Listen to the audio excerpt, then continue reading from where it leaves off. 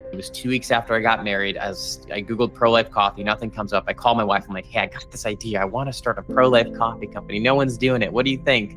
And I just jumped in right away. And there's the parable of talents, Matthew 25. And this concept that God has given believers like an immense talent. And I believe like that parallels like you were here for a reason because you have a skill set to use for God's glory. And so even though you don't maybe have a specific experience, like God still wants to use you. We got to take action with what he's given us, whether that's an idea, whether that's a passion, whether that's, the skill sets he's given us. Let's use those. Even if you haven't used them before in the sense of like, starting something new, you've only used them in small ways, like get started today with what God's given you and he'll grow you over time. Well, howdy, everyone, and welcome to the Laura Musica Show. I'm your host, Laura Musica, attorney and president CEO of Sidewalk Advocates for Life. Today, we're diving into the power of innovation and entrepreneurship in driving any movement forward, especially those working to save lives. Because real impact doesn't happen by accident. It happens when people like you and me dare to solve problems in bold, new ways. Today's spotlight is on a now famous coffee company doing exactly that, using every bag of its specialty coffee to save preborn children. Wow. As a values-based business, 7 Weeks Coffee has a simple and transparent mission. Offer direct trade, specialty grade coffee while directly supporting the sanctity of life, donating 10% of every sale to pregnancy care centers and other like-minded organizations across the nation.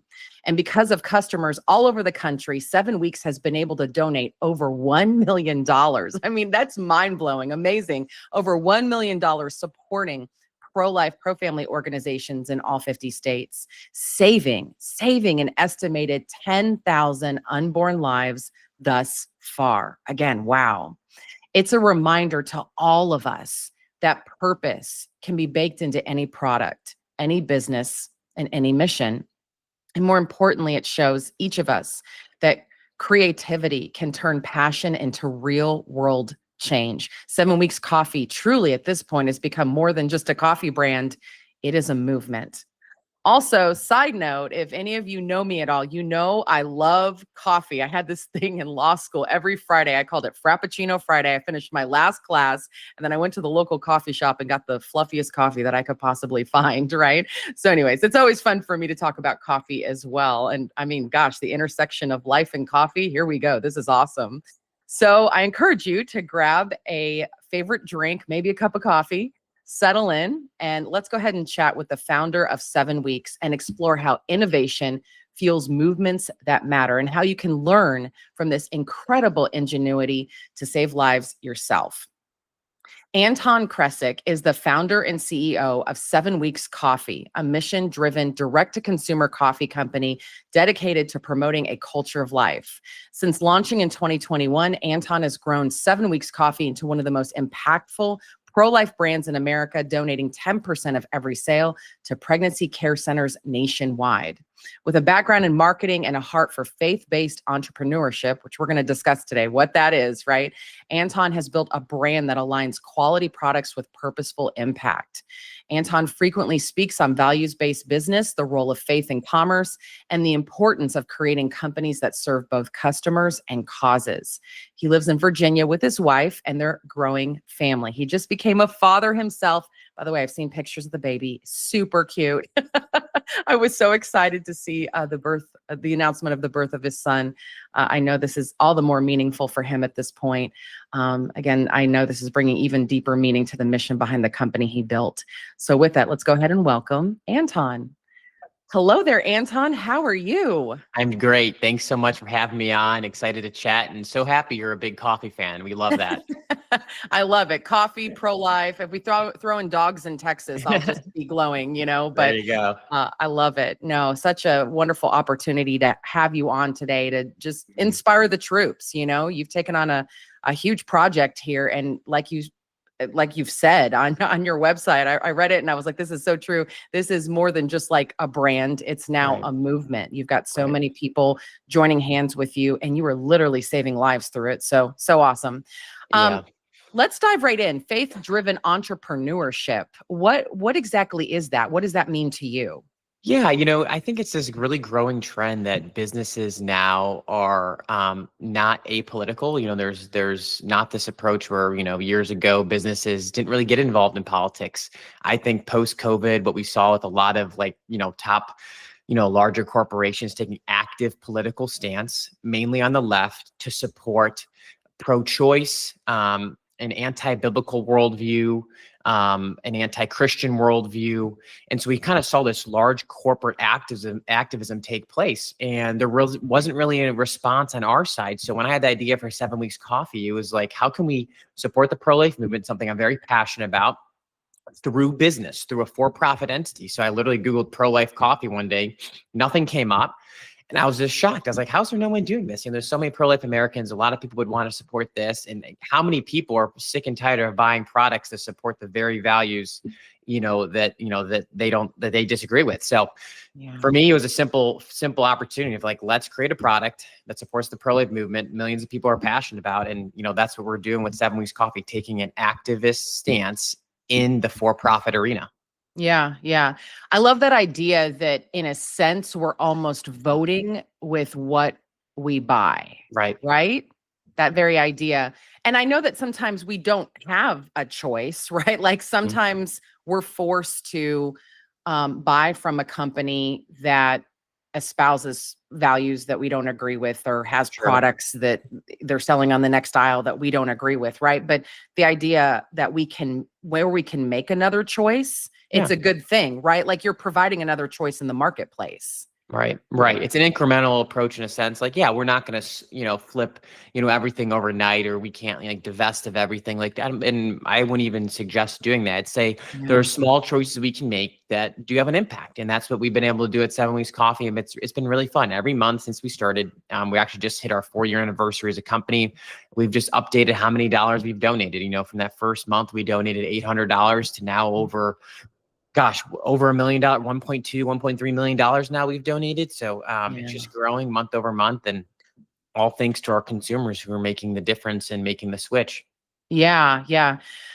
Talk a little bit more about your vision and the impact, right? Like in a perfect world where, the stars align, excuse the phrase, but you know what I mean? What do you want to see happen? And then so far, what have you seen happen? Because like you said, this is more than a brand. It's a movement. Everyone's talking about this. And I know that a lot of the events that I go to, you were the one serving coffee in the back of the room, right? But it's so much more than that. So can you dive in a little bit deeper? Yeah, we want to do a few things. First, we want to, really empower consumers to know that they're making a difference, and just share the stories of the pro-life movement. So for us, we see ourselves as a resource to everyone on the front lines, like you guys at Sidewalk Advocates, like all the pro-life organizations, pregnancy care centers that we support. It's like they are the ones, the hands and feet of the pro-life movement. I can't, be more supportive of what you guys do on a daily basis on the sidewalk. Like we want to fund those efforts, through the sale of our coffee. We want to show consumers like, hey, this is what's happening. It's like first, so we want to bring awareness to, what's happening in the pro-life movement. And we can do that through coffee. We can do that by sharing these stories. So we love doing that. And really, I think that the long-term effect is to see other businesses, which we have, that support the pro-life movement through the sale of their goods or services. And, for us, I think we still have a long way to go in terms of, pro-life Americans that still haven't heard of us that drink coffee. And, I think we could have a really lasting impact donating millions of dollars every year to pro-life causes. And, as like the pro-life movement donates, I think it's over $400 million a year now away of goods and services. So if we can just be a small part in supporting those goods and services and providing more goods and service to the, moms who are facing unplanned pregnancies, we want to do that. So the more we can do that, the better. That's awesome. Yeah. Let's go back for a second. You got this idea, and I'd love for you to share with everyone, like, from the idea to actually executing it. Like, give us some of the major steps. Tell us the origin story. Like, because I think there's a lot of people out there that, they're wanting to be creative, and they're wanting to help save lives, and they're wanting to do something. And so how did you walk that out well to actually seeing your dream come to fruition? Yeah, it's funny. It's sometimes it goes very slow, then all of a sudden it goes very quickly. And so for me, looking back, so I spent, before I started 7 Weeks Coffee, I spent a few years working in marketing, fundraising for nonprofits, conservative orgs, some pro-life organizations, candidates, PACs. And that was awesome. It was fun, learned a lot. But sometimes you feel on the political side, you donate to certain political causes and very little change can happen, just the nature of Washington, I guess. So, seeing that and saying like, how can we like make a difference today? And especially like outside the political in the, private sector with business. So that was like a part of it. And so that was my learning up. I'd say a lot of like, what season of life I was in was like just getting trained in like, nonprofits, how those work, getting trained in marketing and business. But years ago, I got to visit a pregnancy center, and that left the biggest impression upon my heart of just seeing the work they do. So, from the time I visited a pregnancy center to the time I started 7 Weeks Coffee, it was 3.5 years between. So I was in the season of like learning. But the moment I Googled pro-life coffee company and nothing came up, I was like, I'm starting this today. It was like the most light bulb experience. It was funny. It was 2 weeks after I got married. As I Googled pro-life coffee, nothing comes up. I call my wife. I'm like, hey, I got this idea. I want to start a pro-life coffee company. No one's doing it. What do you think? And I just jumped in right away. And it's funny because like God prepares you for like certain seasons in life, but then he calls you to like jump and take action immediately. And what I would share is I always like to share this, especially to a lot of like younger people struggling with like, what's God's purpose or calling for my life. And God can use you in a lot of different ways. What he cares about is that you honor him with what you do. So when I didn't have a background in coffee, really, I didn't have a background in e-commerce, which we are. And I didn't even come from working in the pro-life movement. It was just something I was passionate about, of supporting. So you don't need like a specific skill set to be used by God. You just need to take action with what he puts on your heart. And so when I remember like he put that on my heart, I went home that night and I started working on a logo, started like designing, what we want to, how we want to use our funds and kind of the mission and everything around it. And it just became so clear to me. I was like, just step into this, who knows where it's going to go? I didn't, 4 years later, over $1 million donated. I had no concept that would be where we'd be in, 4 years, but I was just trying to be faithful with the little and take the step in the right direction. So for everyone who's like, hey, what am I supposed to do? I want to get involved. Just see what's on your heart today and take the step of like doing something. Like, don't wait tomorrow. Wait for tomorrow. Yeah.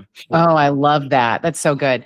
Let me ask you this. A few weeks ago, I actually brought up a concept, something really in psychology that a lot of people wrestle with, and it prevents them from maybe starting that pregnancy center or, launching a special brand to support the cause, getting to the sidewalk, whatever it might be. Right. And this idea is imposter syndrome. Some people go, am I really hearing from God? And then why me? Am I enough to do this? Am I, and I know, being the founder of Sidewalk Advocates for Life, I didn't have everything all together when I launched the organization. Sure, my education training background, absolutely, God prepares you, and there's ways to get that education. There's ways to get that support, right? But did you ever wrestle with that, or like, am I really hearing from God? Is this a crazy idea, right? And then how did you work through that?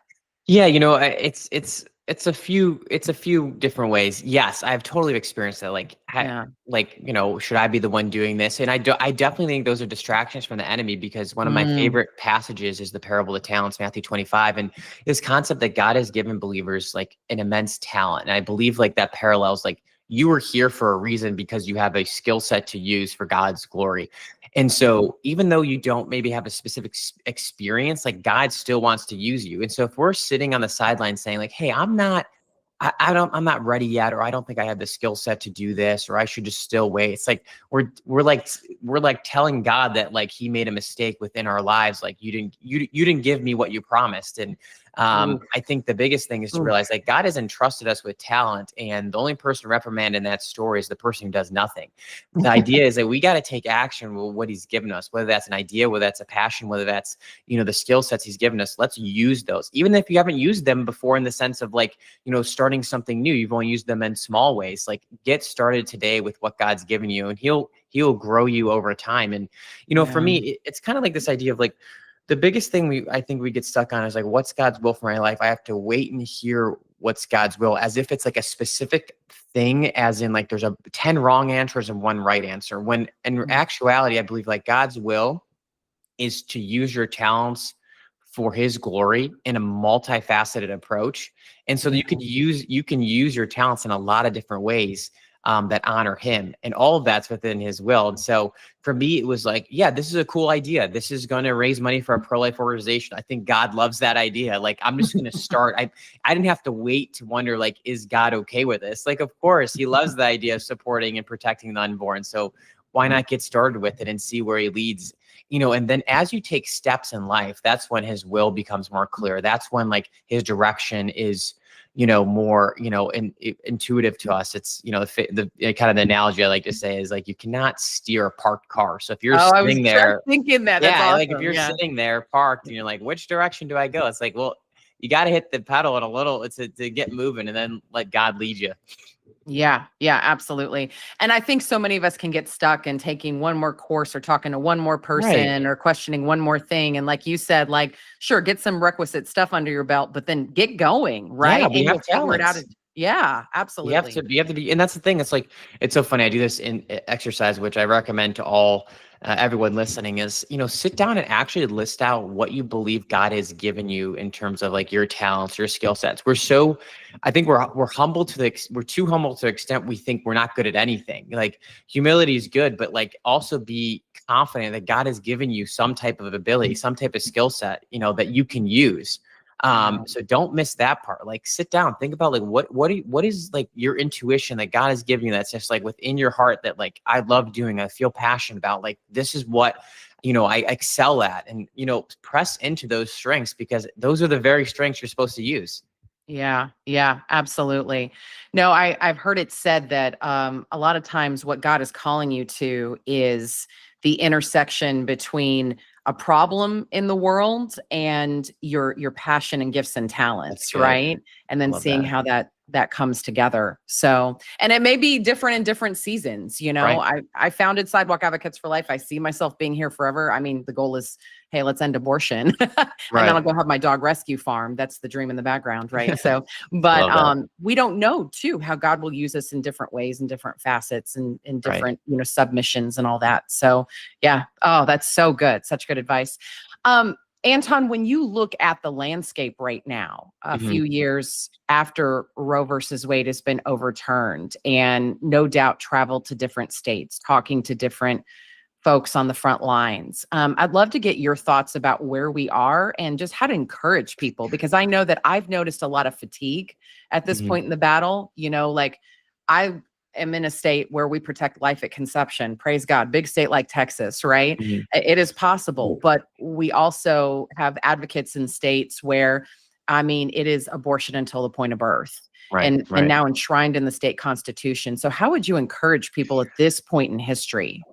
Yeah, the biggest thing is, I forget the chapter verse in the Bible, but it says, "Do not be weary of doing good." And, like, this concept of, no matter what, like, the current state of the world is, the current laws on the books, like, do not be weary of, like, doing good and standing up for good. Let your standard be, like, to honor the Lord with all that we do, because even in the face of, like, some of these most pro-abortion laws, it doesn't mean we give up, doesn't mean we stop fighting. Like, even more so, do not stop, being an advocate for life. So, I mean, that's, like, the overall, like, inner motivation we need to have as, like, a pro-life movement. A couple other things I'd say is just, like, unity within the pro-life movement. I just think more and more of that is important. Like, there's a lot of, debate, I'd say, like, on more fringe issues within the pro-life movement that divides us than instead of unites us, because obviously, if we still have abortion, within, most states, or at least half the states, we need to have unity and be on the same team and be swimming in the same direction, so we can, like, accomplish this together. So that's another thing. And then, as a policy standpoint, I would say is, just for your viewers to know, the biggest thing is obviously the abortion pill. And that is the main, thing we're fighting against right now, is how to figure out ways to prevent the distribution of the abortion pill, creative ways. So I think that's the thing we want to look at in terms of, how we can, have intervention, because of the abortion pill. Even in pro-life states like Texas, they can get shipped there. And so Yeah. I that's the thing I've been trying to talk to more people about. I just had some great conversations. Like, how do we figure out, like, ways to restrict the travel of the abortion pill? If that's through federal legislation, FDA regulation, even customs, which can come overseas. So I'd say that's, like, the main thing that we need to maybe, come together on is like, okay, how can we find more creative ways around that? So that's how I kind of describe the landscape, but obviously it's a state by state fight. So, Yeah. there's good stories and bad stories, and some states are, leading the charge, and some, like you said, are abortion up until birth. Yeah, absolutely. No, I think that that's a really great overview, especially knowing that the abortion pill can be shipped anywhere. And it is the most prevalent form of abortion in the Right. United States. I know we're trying to get news out of abortion pill reversal. Hey, women might Right. take the first pill, but they can reverse that, prospectively reverse that process. And just by giving her the progesterone that was just taken from her body from the first pill, right? That's what the first pill does, is it starves the baby, it deprives the woman's body of progesterone. We can replace that prospectively through abortion pill reversal, and then, even encourage her not to take the second pill, and just put her on a new course, right? Change generations through that opportunity. But it is a task to really get to our friends and neighbors the dangers of the chemical abortion regimen. I want to say recent studies showed that it was about 1 in 9 women have a serious complication after it and head to the emergency room. And so I'm right with you. Like, if this is what it is, if this is really what is going on, we've got to figure out how to get this news out to our friends and neighbors about the dangers of this, right? Much less, of course, to the baby, but goodness. Yeah. Just in closing here, I'd love for you to talk about how people can be part of what you're doing at 7 weeks. If they're pregnancy care center or a like-minded organization, maybe they want to, see how they can get some support from 7 weeks, right, through sales of coffee. And then anything else that you just kind of want to leave our listeners with as they have been listening to our conversation. Yeah, no, I guess I'll answer the second part first, which is, just try to get involved with your pro-life organization how best you can. Sidewalk Advocates, get involved, volunteer with them, donate to your PRC. It definitely takes a collective effort here. And just in the smallest ways, it makes the most impact, like we're doing with 7 Ways Coffee. Literally changing your coffee to 7 Ways can help save lives. So the smallest effort in the right direction is still very impactful. And then for us, if you're a pro-life organization, if you are a PRC or some type of pro-life group that's nonprofit, we would love to support you. So just go to our website. If you go to the bottom, it says partner with us in the footer. Click on that, fill out the application. We'd love to support you financially. Awesome. Yeah. Thank you, Anton. I was just thinking, I was like, gosh, you need to be like a life and business coach. You ever launch a side business, Maybe. So, Yeah, it's fun to talk about. I'm passionate about obviously the pro-life issue, but faith-driven entrepreneurship. I guess I'll end with this. Ministry can be outside of the 4 walls of the church. It can be outside of nonprofits. Nonprofits are important, like what you guys are doing, but there's a complementary approach with for-profit entities where we can use revenue through business. And supporting a lot of important causes. So it's very multifaceted. Mission doesn't mean nonprofit. Mission doesn't mean in church. It can be in the for-profit, private sector too. Yeah, I love that. And really goes to the heart of the Great Commission, to make disciples of all nations. And I just love it when people take their faith beyond the walls of the church, just like you said too, right? We're called to be salt and light to a world in need. And who knows how a cup of coffee, just standing on a sidewalk, like we've seen these ordinary moments that God has used to transform into extraordinary conversations and moments, and believing that God can use anything. I mean, he takes water and he turns it into wine, right? We're full of, we've got a book that's full of miracles of God taking the ordinary, making it extraordinary. And so thank you for doing that. And I just want to encourage everybody, stay open to how God can use you through very ordinary means to transform the world around you. That's really what it's all about. So, Amen. Yeah, so good. All right. Well, Anton, thank you so much for being with us. Such a blessing to speak with you today. Thank you so much. Thanks, Lauren. Yeah, absolutely. All right. Well, closing thought here. I love talking about coffee. So awesome. And I will say, like, this is not to score brownie points with 7 Weeks Coffee myself. Like, we have actually gifted a lot of our top ministry partners with bags of 7 Weeks coffee. And, when I first gave it to them, they were like, oh, cool, thanks, a bag of coffee, right? And I explained the idea behind it, that the coffee bean is the size roughly of where a baby is in gestation in the womb at 7 weeks, right? That was the inspiration behind the name. It's just beautiful because I will hand them this bag of coffee and it'll seem like such an ordinary thing, like, cool, bag of coffee. Oh, cool story. And then they'll call me like 2 weeks later. They'll say, my husband actually brewed that. And I took a sip one morning and I was like, wait a second, what is this?